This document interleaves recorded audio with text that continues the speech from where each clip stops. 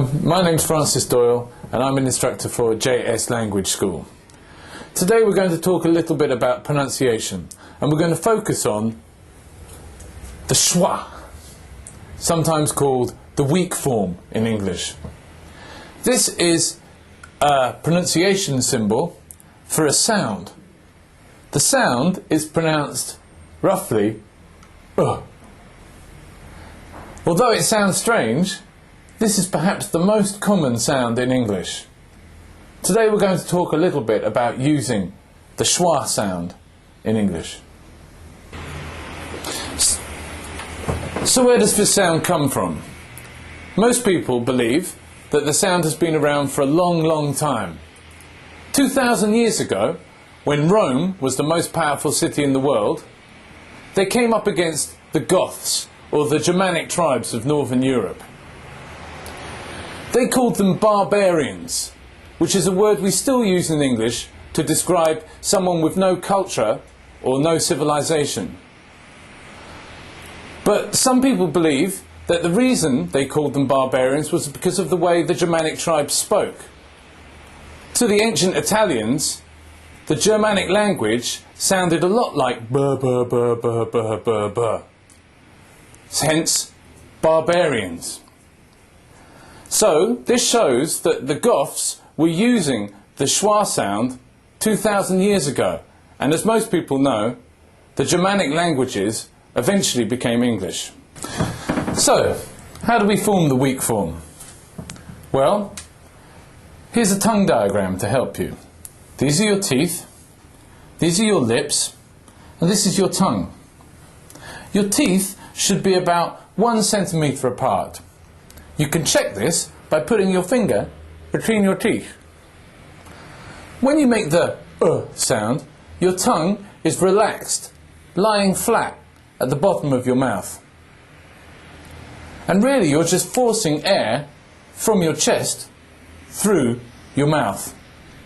Imagine you've been hit by an arrow. If we use the weak form, we can make various different sentences sound much more fluent. For example, sentences that use want to, going to, have to, should have, would have, could have. There are so many. I want to eat sushi becomes I want to eat sushi. I'm going to go home becomes I'm going to go home. I have to get a better car becomes I have to get a better car. Using the weak form really helps you speed up your speaking. Why is that? So, the reason why using weak forms can help improve your fluency is that when you use a weak form, your mouth moves much less than when you use a normal vowel form. So, for example, I'm going to go home. Watch my lips. I'm going to go home. You can see that when I make the vowel sounds on home and to, my lips move a lot. However, if I use the weak form, I'm going to go home, my lips move much less. Let's take a longer sentence. I want to go to the zoo. I want to go to the zoo. If I use the weak form, it becomes I want to go to the zoo.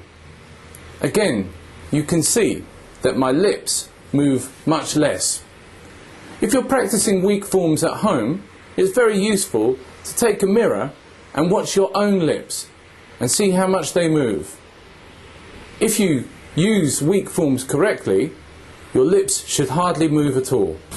So, if your lips aren't moving, it really just means that you can speak much more quickly. And if you speak much more quickly, your fluency is obviously improved. Mastering the schwa sound, the sound, enables you to understand a great deal more of films, television, radio, and music.